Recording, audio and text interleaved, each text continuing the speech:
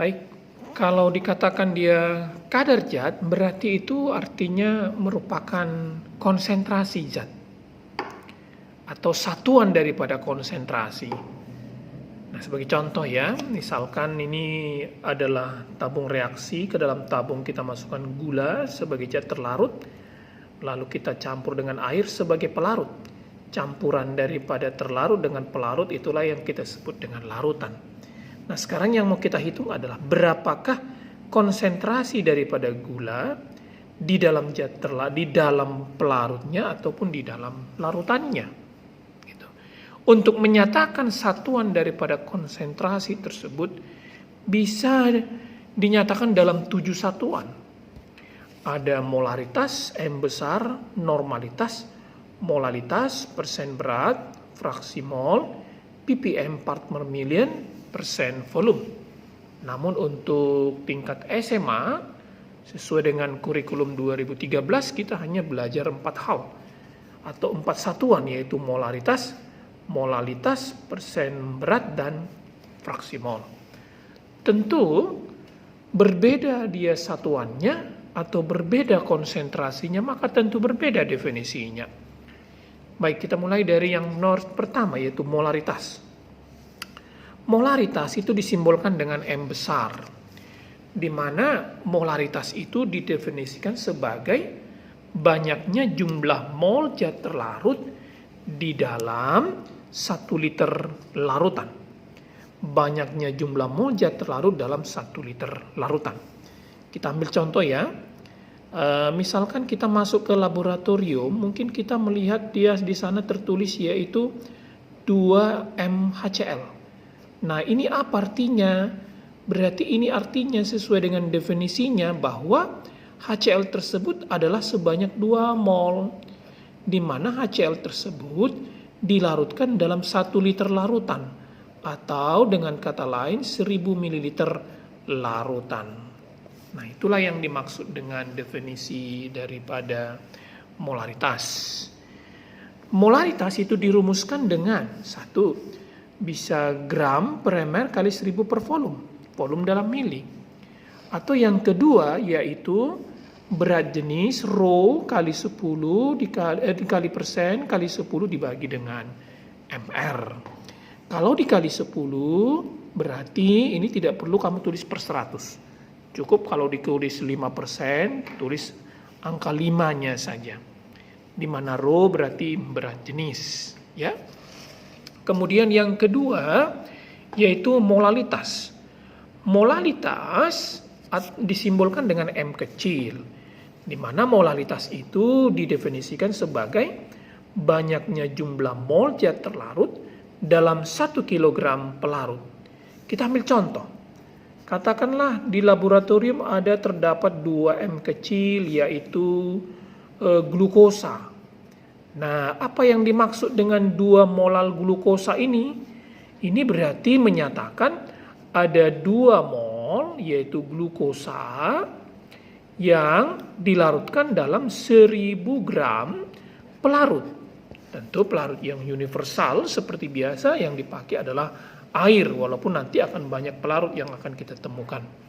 Ya, itulah definisi daripada molalitas.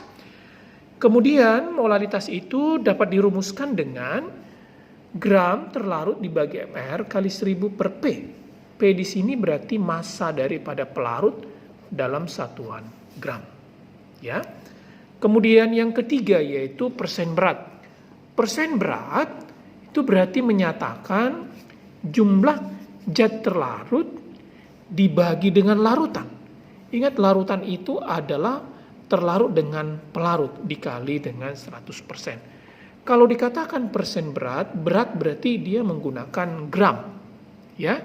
Jadi gram terlarut per gram larutan kali 100%. Kita ambil contoh.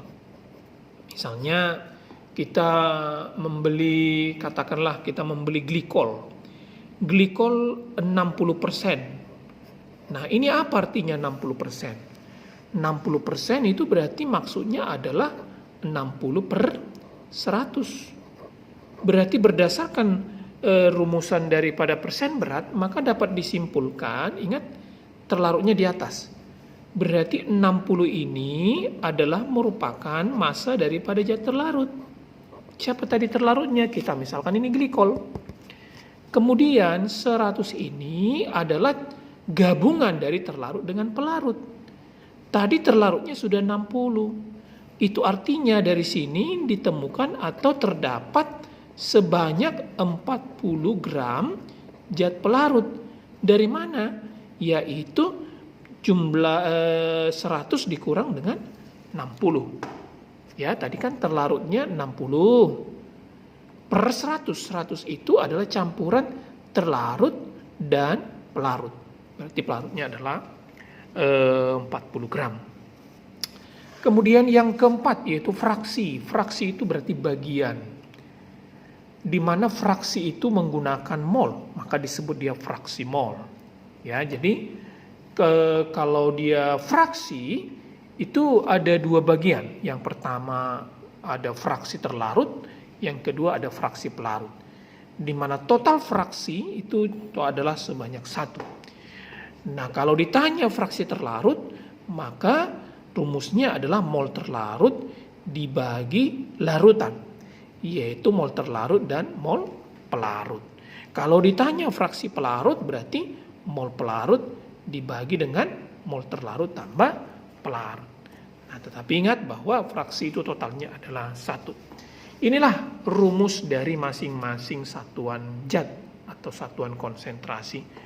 Di dalam soal kita akan menemukan dengan dua variasi soal yang berbeda. Ada soalnya yang berdiri sendiri, misalnya yang ditanya molaritas doang atau molalitas. Namun yang menarik adalah ketika keempat satuan ini dikombinasikan. Karena memang ada kalanya soal itu diketahui molaritas, ditanya molalitas, atau molalitas ditanya persen berat, atau persen berat ditanya fraksi, atau demikian sebaliknya. Ya, jadi tergantung bentuk daripada soalnya. Oke, saya kasih satu contoh soal. Di sini sudah saya siapkan satu buah soal, yaitu diketahui kadar NaOH dalam larutan adalah 80%. Dengan MR-nya adalah 40. Jika ρ adalah 1,25, berapakah atau tentukanlah A molalitas, B molaritas, C fraksi mol. Nah, jadi kalau kita lihat di sini ini yang diketahui adalah persen berat. Sementara yang ditanya yang lain gitu. Nah, oke, inilah salah satu contoh yang mengkombinasikan satuan daripada konsentrasi. Untuk mengerjakan soal demikian ini cukup mudah. Yang penting kamu harus menerjemahkan dulu apa yang diketahui. Ya, ingat menerjemahkan dulu apa yang diketahui. Diketahui adalah NaOH 80%. Secara matematis 80% itu artinya adalah 80/100. Di mana berdasarkan rumusan ataupun definisi daripada persen berat, bahwa yang di atas itu selalu menyatakan terlarut. Berarti kalau 80/100 artinya bahwa 80 ini adalah sebagai zat terlarut. Siapakah sebagai terlarutnya di dalam soal kita? NaOH. Lalu 100 itu adalah campuran atau gabungan terlarut dan pelarut. Karena tadi terlarutnya sudah ada 80, maka itu artinya bahwa di sini ada 20 gram zat pelarut. Berarti kalau dimasukkan ke dalam rumus molalitas, molalitas itu tadi adalah merupakan gram per mR kali 1000 per P. Berarti gram terlarutnya 80, kemudian mR-nya 40 dikali 1000 per P. Ingat P itu pelarut. Pelarutnya dari 80% itu adalah sebanyak 20 gram. Ya. Nah, itu artinya 1000 dibagi dengan 20 itu adalah 50, ini 2, berarti dapatlah dia sebanyak 100 molal. Ya, ini contoh. Nah, kemudian yang kedua, B molaritas. Molaritas, kebetulan di sini ada ρ, ada persen, berarti kita langsung masukkan saja ke rumus yang ketiga, yaitu Rho kali persen kali 10 dibagi dengan MR. Di mana Rho ada sebanyak 1,25, persennya 80, dikali dengan 10, dibagi MR-nya sebanyak 40. Nah, itu artinya ini 80 dibagi 40 itu 2. 2 kali 1,25 adalah 2,5 kali 10, berarti sama dengan 25 M molar. 25 molar. M besar ya. Nah, penulisannya harus berbeda dengan molaritas. Kemudian yang ketiga ditanya fraksi. Fraksi siapa dulu? Oh, fraksi mol NaOH. Itu artinya kalau ditanya fraksi mol NaOH, berarti di atas adalah mol NaOH. Di bawah itu selalu mol totalnya, yaitu terlarutnya NaOH dengan pelarutnya. Kalau tidak dituliskan siapa pelarutnya, berarti dipastikan pelarutnya adalah air. Nah, kita masukkan angkanya, NaOH 80 gram, MR-nya 40, kemudian dibagi dengan 80 per 40 NaOH tambah airnya 20 per 18, ya kan? Karena MR air itu 18. 20 per 80 itu adalah sebanyak 2. 80 bagi 42, 20 dibagi 18, kita sederhanakan adalah 10 per 9, ya kan? Nah, berarti ini 9 kali 2, 18, 28, berarti 28 per 9, ya kan? Berarti naikkan ke atas, maka ini hasilnya adalah 9 per 14, atau kalau dibuat desimal adalah 0,64.